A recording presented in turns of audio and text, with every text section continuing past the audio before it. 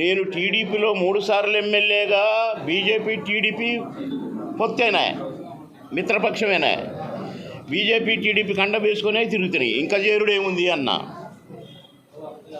కాదు కాదు కాదు కాదు నువ్వు అఫీషియల్గా చేరాలి మళ్ళీ అన్నారు. అప్పుడు నువ్వు పొత్తులో పనిచేసినావు, ఇప్పుడు పార్టీలో చేరి పనిచేయాలన్నా. అయితే ఒక కండిషన్ అన్న. ఏంటి అది? వరంగల్లో పుట్టిన నేను, వరంగల్లో మా ఫాదర్ టీచర్ పనిచేశారు. నాకు అక్కడ చాలామంది చుట్టాలు కూడా ఉన్నారు. వాళ్ళందరి కోరిక ఒక్కసారన్నా నేను వరంగల్లో పోటీ చేయాలని. ఇక నేను ఎమ్మెల్యేగా చేయను, ఒకవేళ నాకు వరంగల్ ఎంపీ టికెట్ ఇస్తే నేను చేరతానన్నా. నిన్ను మించిన క్యాండిడేట్ మాకు దొరుకుతారా, వామ్మో ఇంద్రుడు చంద్రుడు అని నా పేరే లేకుండా లిస్టు పంపారు పోయినసారి ఎంపీ ఎలక్షన్స్. ద్రోహం కదా, అబద్ధం కాదు అది? చేరమని చేర్చుకొని టికెట్ ఇవ్వకపోవటం అది కరెక్టా? అయిపోయింది. ఈసారి కూడా ఇస్తారనుకుంటే ఈసారి కూడా ఇచ్చే పొజిషన్ లేదా. జనవరి నుంచి డిసెంబర్ నుంచి ఆల్మోస్ట్ 3 సార్లు మోడీ గారు వచ్చారు హైదరాబాద్. నడ్డా గారు 3 సార్లు వచ్చారు హైదరాబాద్. అమిత్ షా గారు 3 సార్లు వచ్చారు హైదరాబాద్. నాకు ఫోన్ కాల్ కానీ చిన్న ఇన్ఫర్మేషన్ కూడా నాకు ఇవ్వనప్పుడు నా స్థాయికి ఎన్నో సినిమాల్లో తెలుగు, తమిళ్, కన్నడ, హిందీ భాషల్లో నటించలేదు. ఏ తెలుగువాడు ఇతర భాషల్లో నటించలేదు. అక్కడ కూడా నాకు పాటలు, డ్యాన్సులు. ఆడ పంచనబడి అయ్యా అని బిచ్చమడుకోమంటావా నన్ను? అందుకే నాకు ద్రోహం చేసింది కనుక అవన్నీ అడిగి ప్రెస్ ముందు ఏమేమి చేసినారో అన్నీ అడిగి ఇందుకే రిజైన్ చేస్తున్నానని కొన్ని పేర్లు కూడా చదివి రిజైన్ చేశాను. కరెక్ట్ చేశానా, మంచి చేశాను? ఈ విశాఖపట్నం మన ప్రెస్ సోదరులతో మాట్లాడి చాలా రోజులైంది. చాలా సందర్భాల్లో వచ్చాను, మినిస్టర్గా కూడా వచ్చాను, షూటింగ్లకైతే తెగ వచ్చాను. నెలకు 15 రోజులు ఇక్కడ వైజాగ్లోనే ఉండేవాడిని. నేను వైజాగ్లో ఉన్నప్పుడు 5-6 షూటింగ్లు ఒకే రోజు ఉండేటివి కూడా. అలా వైజాగ్ నాకున్న అనుబంధం. ఇకపోతే నేను ఇప్పుడు వచ్చిన పని ఏంటంటే, కేఏ పాల్ గారు నాకు 30 సంవత్సరాల నుంచి అనుబంధం. వారి బ్రదర్ డేవిడ్ రాజు గారు నేను క్లోజ్ ఫ్రెండ్స్. నేను ఫస్ట్ ఎమ్మెల్యే అయినప్పుడు, అంటే నేను ఫస్ట్ ఎమ్మెల్యే 25 years బ్యాక్ అయ్యాను.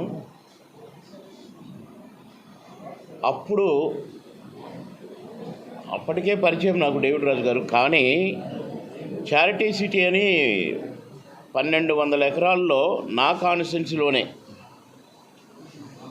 పెద్ద రెసిడెన్షియల్ స్కూలు, హాస్టలు, ప్రతి ఊరు నుంచి కూడా పేద పిల్లల్ని తెచ్చి హాస్టల్లో జాయిన్ చేసి అదొక బ్రహ్మాండం అంతే. ఇక అది 1200 ఎకరాల్లో స్కూలు, హాస్టలు, అక్కడ పనిచేసే వారికి, టీచర్స్కి నైట్ అండ్ డే ఉంటాను కూడా అకామిడేషన్స్ పెట్టి అదొక బ్రహ్మాండమైన బృందావనం లాగా దాన్ని మెయింటైన్ చేశారు. కర్త కర్మక్రియ అన్నేమో David Raju garu, money makes many things అన్నేమో కేఏ పాల్ గారు. నేను ఎమ్మెల్యేగా చూడటానికి పోయినప్పుడు చూస్తే డేవిడ్ రాజు గారు ఉన్నారు. అరే సార్ అంటే మనదే సార్ ఇది అన్నారు. మరి కేఏ పాల్ గారు అంటే మా బ్రదర్ అన్నారు. అరే రే రే రే అని అప్పటి నుంచి మేము కలిసి ఉన్నాము. నేను ఇల్లు కూడా డేవిడ్ రాజు గారు ఉన్న దగ్గర ఉండాలి, భలే ఉంది పీస్ఫుల్గాని. ఫిలిం నగర్ ఇల్లు అమ్మేసి నేను అక్కడ నెక్టార్ గార్డెన్లో ఇల్లు కొనుక్కున్నాను. అంత అనుబంధం. ఈ అనుబంధంలో కేఏ పాల్ గారు, నేను పార్టీ పెట్టాను, నువ్వు రాలేదు. గద్దర్ గారు వచ్చారు, నువ్వు రాలేదు. వస్తావా రావా అన్నారు. సరిగా 2 నెలలు రిజైన్ చేసి ఆ పార్టీకి,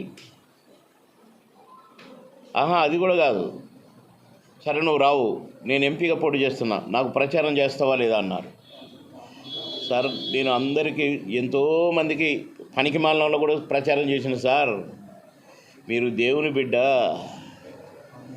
మీరు మహానుభావులు, ఎంతోమంది మహా నేతలు, దేశాధినేతలు మీ పిలుపుకి వెంటనే స్పందిస్తారు అమెరికన్ ప్రెసిడెంట్ దగ్గర నుండి. నేనే ఎంత సార్, 100% వస్తున్నా సార్ అన్నాను. మరి కండ వేసుకోవాలి కదా అన్నారు. ప్రచారం అప్పుడు వేసుకుంటా సార్ అన్నాను. లేదు ఇప్పుడు వేసుకోవాలన్నారు. ప్రెస్ ఇట్టనే కూర్చొని ఉన్నారు. మీ ఇష్టం సార్ అన్నాను.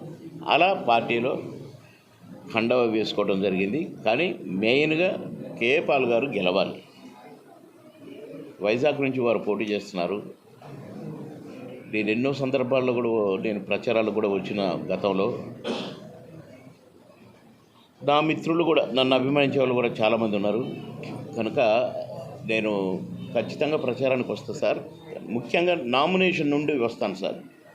నామినేషన్కి ఖచ్చితంగా వస్తానని చెప్పున్నాను.